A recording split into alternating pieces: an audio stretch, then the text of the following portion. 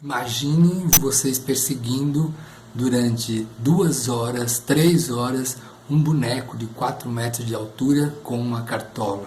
Imagine que esse boneco causa o encantamento de todas as pessoas e você não entende por quê, mas você também vai atrás. Você não sabe por que as pessoas acreditam. Você não sabe por que as pessoas imaginam que esse boneco tenha tanta força ou que a arte tenha tanta força.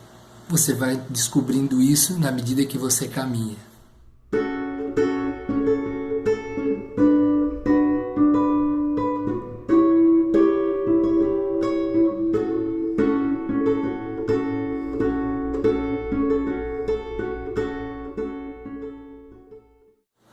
Olá pessoal, tudo bem? Meu nome é Gilmar Santana, nós estamos discutindo o dialogar e fazer arte. Estamos agora no 3º episódio, vamos entrar hoje e debater um pouco sobre o imaginário, o símbolo e a arte. Nós conversamos no último episódio sobre a questão da cultura, como é ela que determina as formas de fazer arte e que ela é diferenciada de lugar para lugar e historicamente também ela se modifica e vai se ressignificando na medida que as pessoas vão tendo necessidade de se expressar e trocar culturas. A troca de cultura, seja ela por conflito, seja ela por contradição, seja ela por harmonia ou necessidade de harmonia, ela vai gerar novas formas de expressão artística. Só que para isso, o que acontece? Existem condições para que aconteça essa expressão artística. E uma das condições, assim como nós estamos vendo, são vários pressupostos para começar a analisar mesmo objetos de arte, questões artísticas, manifestações culturais, como nós vamos fazer um pouquinho hoje, num pequeno exemplo, e por isso que eu estou com essa roupa, é a questão de como que existe um imaginário que provoca as necessidades de produção artística. Agora, esse imaginário, ele depende do quê?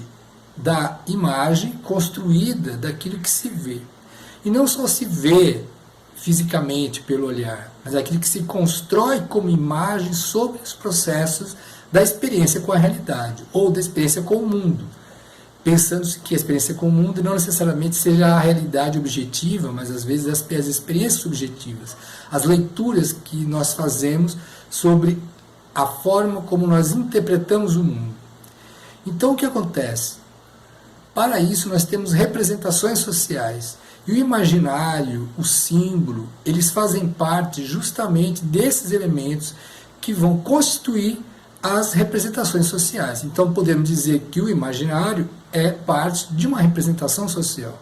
Agora interessante, como nós já vimos desde o primeiro capítulo, do nosso primeiro episódio, nós tínhamos conversado que existem representações. Representações são carregadas de apresentações contínuas da leitura dessa realidade que nós experimentamos.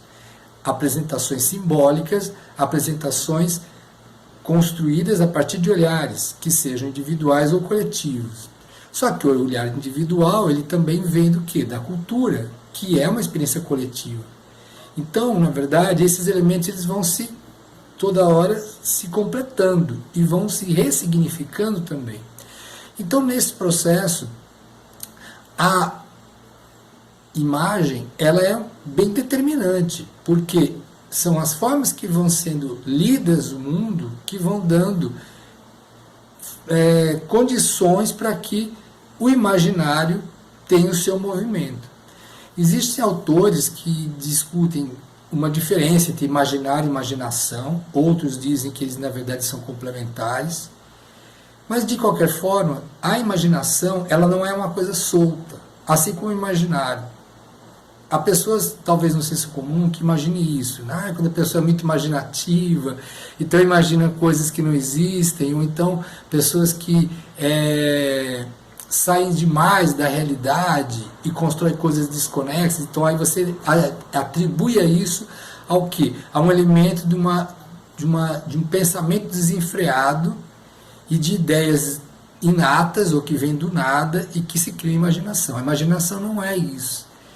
Ela tem sim elementos que elas estão no campo das ideias E o símbolo consegue trazer isso, a imagem vai trazendo isso, o símbolo vai trazendo isso para o campo do concreto.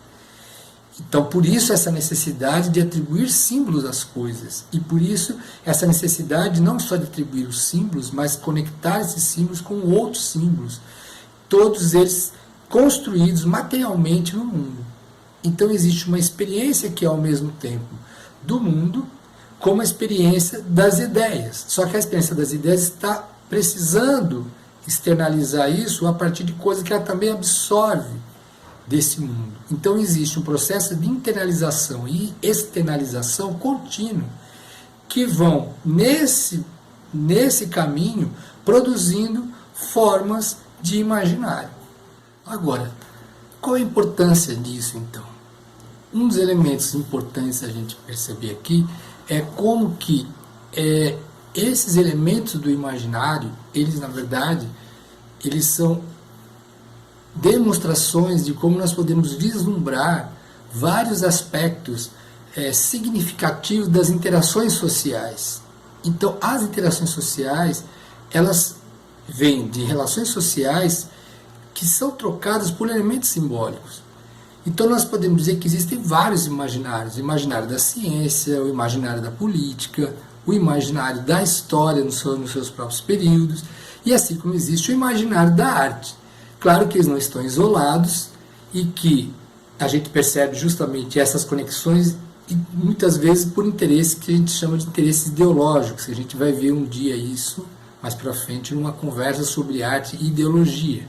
Mas a ideologia, enquanto uma ótica do mundo, ela se pretende implementar uma representação única do real, no caso. E aí ela acaba refletindo isso aonde? No imaginário social. Então o imaginário ele vai determinando representações coletivas, ele vai representando formas de interação. Então a gente pode verificar, por exemplo, em várias questões políticas no país, no Brasil mesmo. Nós temos aí o dia 21 de abril, que é dedicado ao Tiradentes, que foi um dos líderes da Inconfidência Mineira. Se a gente verifica a imagem pintada dele, porque não havia fotografia na época, então você vê várias associações também de uma representação do que se imagina o Jesus Cristo. E por que essa associação de um líder político lá em Minas Gerais, na cidade de Ouro Preto, com o Filho de Deus, ou Deus, Jesus Cristo, no cristianismo? Então, quando a gente verifica os processos de relações simbólicas do período e o próprio processo de relações que sempre, durante muito tempo, a igreja teve e ainda tem com a política, então fica mais claro qual o elemento simbólico que pode alinhar coisas. E aí, no caso, a arte, ela contribui para dar mais significado e mais força a esse imaginário, que mistura, no caso, o imaginário mineiro, muito forte, essa questão da religião, mas também é uma coisa do Brasil. Então, também, o imaginário, ele faz parte desse elemento religioso, que ritualiza coisas, que objetiva coisas, e elas aparecem tanto nos comportamentos quanto nos símbolos, e eles estão dialogando nos objetos simbólicos, nas canções, nas orações, isso pensando em termos religiosos, mas que aparecem em outras coisas da sociabilidade da sociedade.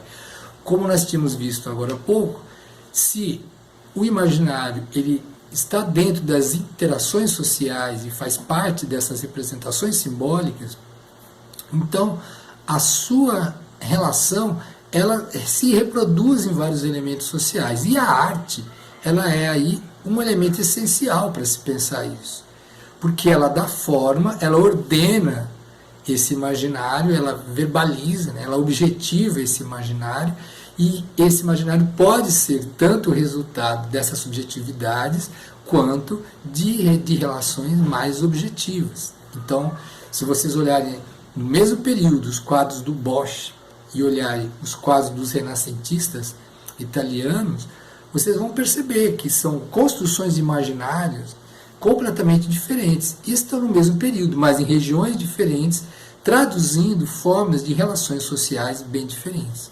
Então a arte, ela na verdade faz parte desse elemento do imaginário e ela ajuda a dar mais forma às coisas e dar mais significado a certos elementos simbólicos. Então ela não é, como a gente olha muitas vezes na posteridade, a representação objetiva real do real ou de uma verdade de uma época. Ela é uma representação. Assim como nós hoje vivemos várias coisas que seremos interpretados futuramente, talvez com vários acertos e talvez com vários erros. Então, por isso é importante estar dentro da lógica da produção dos imaginários dos períodos históricos. E por isso eu tinha comentado, tem a ver com as questões das ideologias, das questões políticas, das formas de expressão artística de cada período, e que são várias, da relação entre essas expressões artísticas e relações que são estéticas, que são de poder, que são políticas, que são econômicas, que são sociais. Então isso vai aparecendo, como é que isso vai se traduzindo nas imagens que são colocadas dentro da sociedade.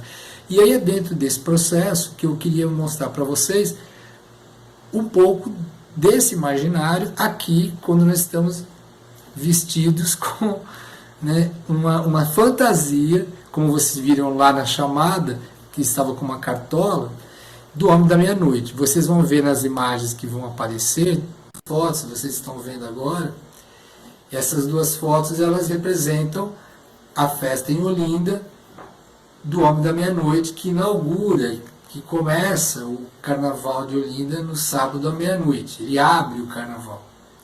E aí a gente questiona, mas por que um simples boneco de 4 metros de altura, ele atrai tanta gente? Milhares de pessoas que vão assistir, ficam lá esmagadas, existem situações de violência, de brigas. Por quê? O que significa isso, sabendo que lá não é uma pessoa, é um boneco, é uma representação?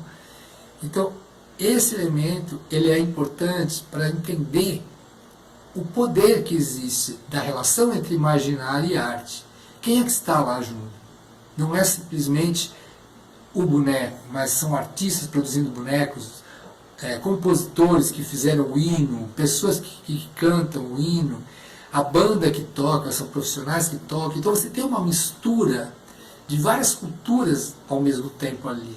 A cultura popular, a cultura erudita, vários elementos que estão se cruzando.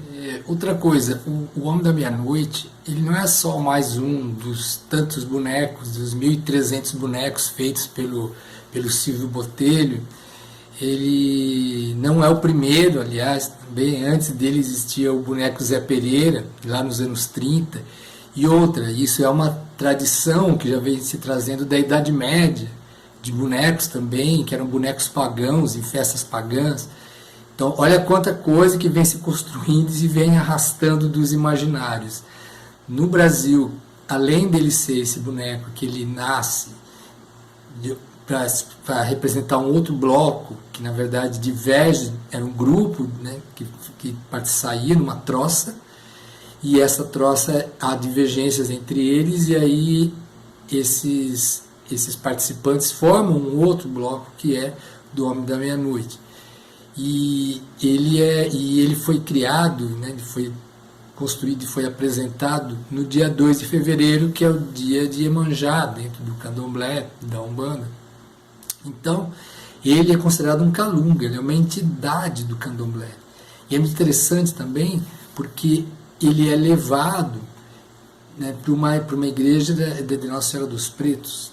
Então, tem também essa relação com o elemento religioso popular e africano, misturado com elementos lá da Idade Média, na Europa, e com as questões que eles viveram dessas divergências, e a produção do boneco. Então o boneco é o símbolo de um boneco galanteador, que ele anda, né, vestido de roupa social, com uma cartola, que é uma representação de alguém de posses, tem um dente de ouro, ele um galanteador das mulheres, elas esperam o homem da meia-noite na janela. Então é muito interessante, porque mesmo na festa você tem esses elementos.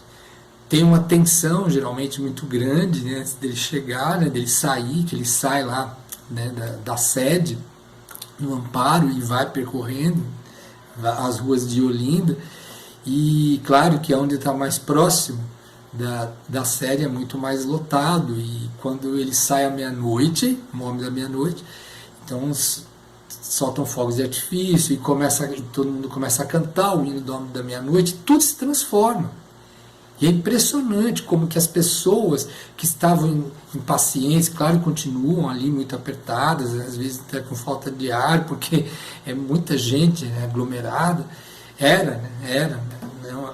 Foi antes da pandemia, mas é muito interessante, porque à medida que ele vai passando pelas casas, ele cumprimenta as casas. E olha, do jeito que eu estou falando, eu já estou me projetando dentro do próprio imaginário, porque não é ele, né?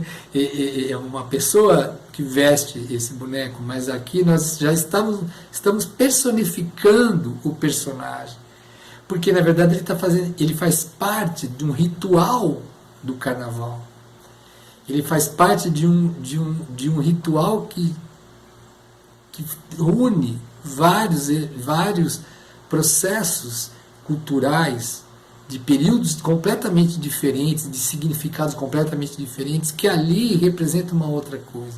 Então, realmente, se cria um ar quase que religioso mesmo. É muito interessante, ele passa em certas casas e cumprimenta as casas. E aí as mulheres abrem a janela, jogam pétalas de rosa branca. Então, você tem vários elementos que vão se construindo ali e criando um imaginário que dá força para as pessoas gostarem de tudo aquilo que está acontecendo. Então, essas coisas que eu gostaria de hoje deixar para a gente refletir um pouco, que são esses elementos. Não seria possível, por exemplo, o Homem da Meia-Noite sem a arte. É ela que, nesse momento, é a que sintetiza tudo isso, é a que aglutina tudo, traz e devolve para a sociedade em vários elementos, que são musicais, que são plásticos, né, pelo próprio boneco, das artes plásticas, musical, tanto com a questão da letra da música, quanto dos instrumentos da banda que toca, que passa tocando, das pessoas que estão lá fantasiadas, cada uma de um jeito, representando também coisas simbólicas. E então esses elementos, eles são muito interessantes para se pensar como que a arte, ela necessita desse imaginário para ela poder sobreviver, assim como nós vimos no episódio anterior, que ela necessita da cultura. E o imaginário, por sua vez, para produzir imagens que ele absorve e produz outras imagens, ele precisa dessa cultura. Então, por isso que esses elementos que eu estou construindo com vocês aqui, eles são realmente os pressupostos para a gente pensar, quando a gente olha para um objeto de arte, tudo isso que nós estamos falando hoje, agora no terceiro episódio, está constituído dentro desses objetos de arte. E aí nós não estamos diferenciando qual tipo de arte. Nós estamos falando que a produção da arte, o simbolismo da arte, o significado dele, que é religioso, que é afetivo, que é histórico, que é cultural, que é político, que é ideológico, todos esses elementos, eles compõem a construção da arte. Então, nós ficamos por aqui e na próxima conversa a gente reforça a discussão do símbolo e entramos também na questão estética, que aí nós vamos fechando o nosso pressuposto. Então, até a próxima conversa. Tchau, pessoal!